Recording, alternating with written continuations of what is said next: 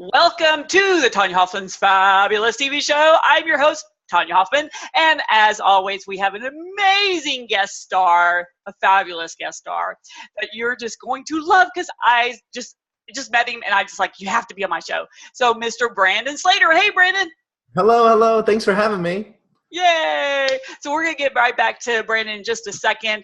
But before I do, I want to remind you that we really want to help you go out there and get your message heard. Because for us, it's really about you going and changing the world from the front of the room.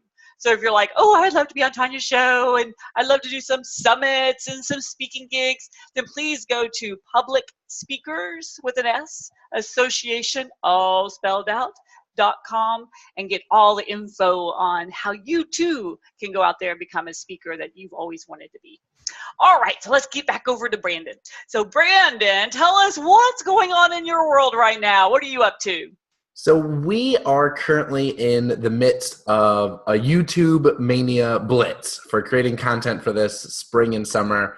We've been doing our expert interview series, and we're just starting a whole new series on how to become a personality chameleon by understanding and communicating with different personality types. Oh, I love it. Because okay, let me ask you this, because when people talk about that, the response that I get from people is like, well, I don't want to be someone different than I am. How do you combat that? So that's exactly it, and, you also get a lot of people that worry about, well, maybe I'm not introverted or extroverted, or I got different results. And what we really teach our students is that it doesn't matter necessarily what your results are. It's just being aware of the different types.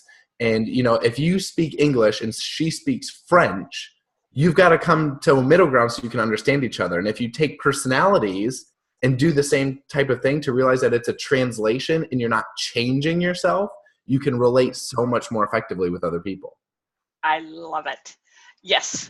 See, this is the whole point. I hope everyone is going to sit down and take notes today, because this will change your life. If you've struggled with even just, maybe dating, this might be a good help. But if you're in business, this is absolutely things that you have to master, So I always look at when you're, sitting there and you're talking to somebody on the phone, what's the first thing they need to do to figure out, well, what kind of personality is that person? They need to actually listen. Step one, active listening is probably the best skill that someone can learn right now, because we talk so much. It's always about us, me, I. And when you listen to what other people are saying, or you can ask open-ended questions to get them talking and listen to those responses, they'll give you all the information in the world about who they are, what they like, how can I create rapport and build a relationship with them. But if you're just thinking about what you have to say next, then you're not actually listening and focusing on the conversation at hand. See, that's why I adore you, because everything's like, yes. Because when you're sitting there, you have someone in front of you, you don't know anything about their needs. And I think that's why people become salesy, right? Is that they're talking to people without really finding out what they want and need. And so to me, that's part of the listening process.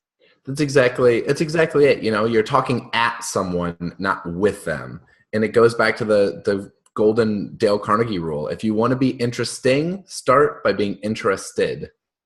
I love it. When you have that moment of, okay, this person is analytical, so they want more info than what maybe the last person you talked to, or they're like, oh, everything they talk about is having fun and stuff.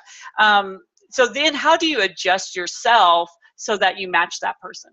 So one of the big things for us that we teach our students is to be up to date on news stories, interesting facts, listen to podcasts, because you can listen to a podcast about whales and have a couple of fun facts that you can use with the fun, exciting person. Or like you said, if you have that analytical, you can go with a, did you know XYZ? This I found really interesting. And it's the same sense of information. You don't have to go on overload and read 500 books in a day.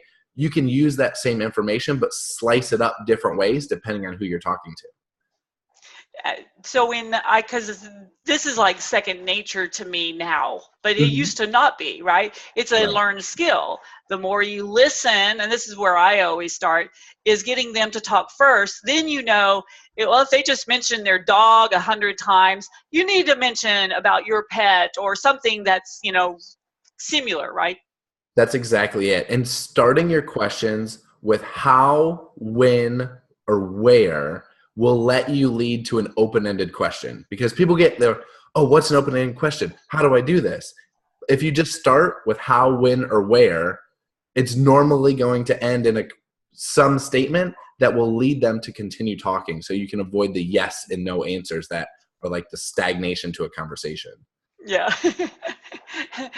And that, everyone, there's always a time that you hit that wall where you just can't, there's some people you just can't communicate with. And that's okay too, because you actually learn to filter that person out, right? Exactly. We call that point right there the conversation fork in the road. And that's, you've hit that wall. You can either exit and go home. You can either continue with small talk and try to find something else, or that's when you get to change the subject completely and talk about something else. Because if you've already hit a stopping point, there's nothing wrong with talking about something totally different now. Yeah. When I'm talking to people who want to be a speaker, right? That's first thing is I got to decide, is this someone that I even want to do business with? And so a lot of my questions is filtering people that way. And then once they're a check, then it's the next step of, finding out more about them. How can I be of service? Do you have a similar kind of process that you help people through? We do. We really want to, we do a one-on-one interview with everyone before they either buy our course or get coaching or anything to really find out, where are you in your life? What are your sticking points? And what do you want to accomplish? Because I may tell you, you need to be a personality chameleon and you need to speak on stage and you need to go to networking events. But if that's not what you want to accomplish, it doesn't do any good for you. So we really like to get granular and say, what are your sticking points and how can we help you unleash your inner awesome? Do you help people to, because I know a lot of my speakers are also coaches and they love doing, their strategy sessions and things like that. But a lot of times they don't know how they start coaching people instead of really looking at it as an opportunity to find out how they could be of service to the person. Do you help people with that kind of process? We do. We really want to teach people the systems so that they can implement it in their own life and we don't have to become the emergency bat phone of, oh, we have this negotiation coming up. We've got to call Brandon and Sam. Or, oh, I have this coming up. We really want to teach you the foundation so you can use the same structures and apply them so that you don't have to use us as a crutch, basically. And that's when we know that we've done a good job, is when the communication slowly tapers off because they're confident to do it on their own. That's incredible. I just had this whole experience with a lady who was looking for a speaker to go to Portugal, paid speaking gig, but most people are like, oh, I want that, I want that, I want that. Mine was, do I really want it? Is this something that's going to be beneficial? Because that really takes a week out of your whole schedule. And I think a lot of times people don't have a conversation and then they end up speaking at, because I know I've done it when I first started. I just took anything that came up and then you're like, why am I speaking here? And gosh, that took 3-4 days out of my calendar that I could have been productive, right? Mm-hmm. It's the same thing. You're having a conversation with people to see if you're both a fit, because it's like a puzzle piece. It absolutely is a puzzle piece because, what we offer is a very unique set of skills. But, if you're looking to be a master negotiator and you want this and you've come across us, maybe we don't hit all of the check boxes for you. And so that's really the conversation is, this is what we do. This is what we specialize in terms of the communication and soft skills. But if you don't want to, go down this particular road, here are ABC, XYZ people that we've worked with or have collaborated with that I think might be a better fit for you. It's really all about finding the right person for what they want to see if we can help them or just steer them in the direction of where they can go to get more of what they want. This is a great point too, is there's a thing I believe in the universe where you pay it forward no matter if it's a fit or not. So if it's not a fit, finding that other puzzle piece, for that person is so vital. I've gotten incredible business from someone that I referred on. That's exactly it. And, those people that are in your network, they, if we've referred someone to you, for example, or to another negotiation coach or whatever it is, that person then knows that we paid it forward to them. We didn't expect anything from it. And then they eventually send business to us if it's not a good fit for them. So it's a really collaborative effort. And the end user, that person who's looking for the skill set, is the one who wins the most. Yes, I love it. So do you have any last minute tips that you could give us when we're looking at that new person in front of us and you're like, okay, where do I start? Or, anything that you'd like to give us?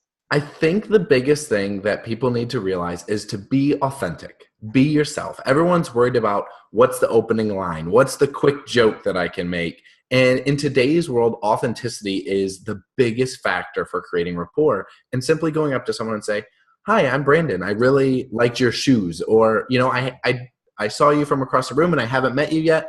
I'd really like to get to know you. And just a level of authenticity to start a conversation takes the pressure off of, what do I have to say? What comes next? What's going to happen? Just be a real person. Smile, walk up confidently and say hello is, the easiest way to start pushing yourself to meet new people and feel comfortable doing it. Yeah, people always think it's like magic that I get to talk to people on LinkedIn and Facebook and Twitter like all the time. And my day is full of people because I just reach out and say, hey, let's chat. Want to see what you're up to? Instead of, here's what I do and this is my agenda. Exactly. No one likes to be sold to, whether it's actually selling or trying to sell yourself or selling what you can do. Being a real person, building a relationship, and being helpful is going to help you so much more in the long run. And yes, it does take longer. Yes, you will get people that say no or don't respond, but that's okay. If you still know that 10% of the people you reach out to are going to reach out back to you positively, then that gets you okay with the 90% rejection rate, building on the yeses. Right. I know. And sometimes it just takes you into a world that you didn't even know was out there. I got connected with a young man named Solomon in Nigeria. And at first, most people would have just, brushed him aside. And for some reason, I was like, let me see what this young man, see if he's, a Nigerian prince or whatever, right? And so it ends up he's got this huge community he's building to give people great value across mostly Africa, but really the world. And I get to be part of that community. And now he's joined the association. Sometimes just opening yourself up to opportunities really does open yourself up to amazing things. I 100% agree. We actually talked to a friend of my wife's who they hadn't been in touch for nearly a decade. And she saw some of our YouTube videos. Turns out that she's actually at an Italian school that teaches English as a second language to adults, and kind of reached out and said, I think your course is exactly what we would need. It's the soft skills, it crosses the culture differences and everything. So we've ended up partnering with her in this Italian school on the other side of the world that we would have never come across. So being open and thinking outside the box, it's amazing. And also pushing it forward without an agenda. And I think that's really hard for people, because you see it all the time. Everyone comes in with their agenda. A lady the other day, she's like, oh, you don't want to buy my course? I'm like, I thought we're just getting to know each other. She goes, oh, okay, well, let me let you go. I'm too busy. And I'm like, okay. and now I'm never going to buy your course. Like that's exactly how it goes. Yeah, if I was thinking about it, forget it now. Right. So do you have something amazing to offer our incredible listeners today?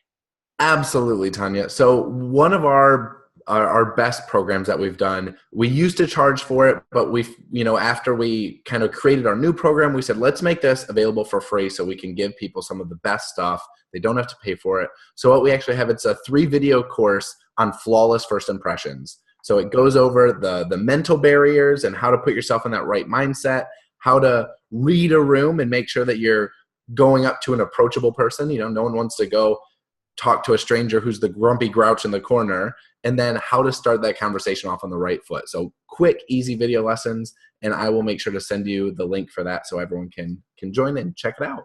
Awesome. You want to go ahead and just share it in case someone's viewing this and they can't find the link? Absolutely. So it is lifesecretsauce.com/firstimpressions. Nice. And they can find everything else about us just simply at lifesecretsauce.com. We're on Instagram, Facebook, all the social media as Life's Secret Sauce. I absolutely adore your names. Oh my gosh. To be able to get that URL, hello. I couldn't believe it. We were going through over and over. What's the website? What's this? What's that? And we came across this one. You've got to be kidding me. That's somehow available? Okay, we're taking it. I know. Every once in a while we'll come across something you're like, how could that still be open? But it is, So everyone, please reach out to Brandon and get to know him. Obviously, he's someone you want to do business with. Bringing him in to speak. Obviously, he's an amazing person. And, just say hello, because who doesn't want to get to know this incredible gentleman? So Absolutely. Thank you, Brandon, for being on. I want you to come on often. Yeah, we can do it all the time. I'm down. Oh, perfect. All righty, everybody. We will see you next time on another fabulous TV show program. Hi, I'm Tonya Hofmann. Bye, Brandon. See you later.